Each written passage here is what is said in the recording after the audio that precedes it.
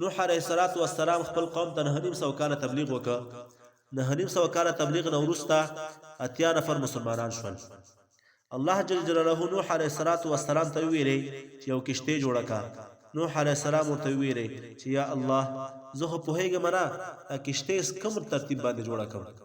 جبرائیل علیه السلام ورته راولېږه، ټوله طریقې ورته وښودله، هغه ترتیب د جوړولو د کشتۍ ټولې ورته وښوده.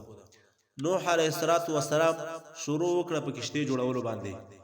40 کاله په کشتۍ جوړولو باندې ولګول. دې کشتۍ اوږدوالی 1000 غزه و، پلنوالی 600 غزه و او جګوالی د دې کشتۍ 300 غزه و. 7 طبقې او 7 منزل لرودل، هر منزل ځان ته جدا جدا دروازه لرودله. دې کشتۍ سر یې د طاووس د سر په شان جوړ کړی و او د دې کشتۍ لکۍ د چرګ د لکۍ په شان جوړه کړې وه. بیا نوح علیه السلام دې کشتۍ ته د 6 میاشتو خوراک را جمع کړ. د 6 میاشتو خوراک یې ورته را جمع کړ. نوح علیه السلام قوم به هر شپه راته د کشتۍ کې به اور لګول شي، دا کشتۍ وسوځي. خو کشتۍ باندې دغه اور هیڅ تاثیر نه کوي. نوح علیه السلام خپل قوم ته ویلي چې اوس په ما باندې ایمان راوړئ او که یې نه راوړئ.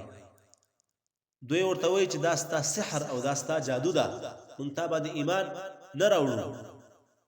خو الله جل جلاله دا کشتۍ ګویا نه کړه، داسې څه الفاظ یې ویلي چې لا اله الا الله اله الاولین والآخرین انا سفینة نجات من رکب علی نجا ومن تخلف عنی فقد هلک.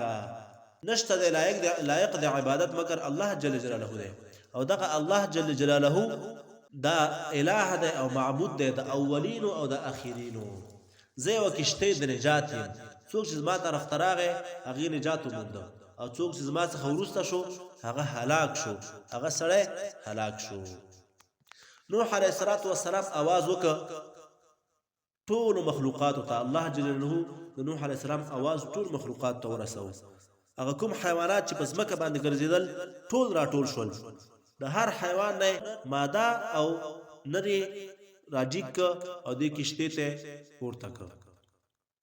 په اوله طبقه کې نوح علیه السلام انسانان جګ کړل.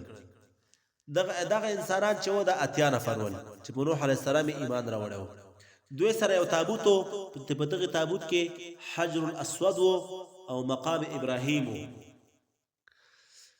او بل سره د تابوت کې د پیغمبرانو عصاګانې وي، او په دویمه طبقه کې هغه ځنګلي ځناور چې په ځمکه باندې ګرځي او واښه خوري، د غواګانې او غویان، هغه حیوانات چې واښه خوري. او په دریمه طبقه کې مرغان نوح علیه السلام جګ کړل. په څلورمه طبقه کې ونې کېښودې، او په پنځمه طبقه کې هغه ځناور چې داړل کوي او نور حیوانات خوري، زمریان، لیوان، ګیدړ، دغه حیوانات په 5مه طبقه کې کېښودل. او په 6مه طبقه کې مار او لړم دغه کېښودل. کله چې نوح علیه السلام دا ټول راټول کړل، الله جل جلاله نوح علیه السلام ته ویلي کله چې ستا تنور کې اوبه راجیږي شوې ته خپلې کشتۍ ته ځه او قوم ته دې ووایه چې کشتۍ ته خیژئ. الله جل جلاله په ټوله دنیا باندې طوفان راوسته او ټوله دنیا غرق کړه.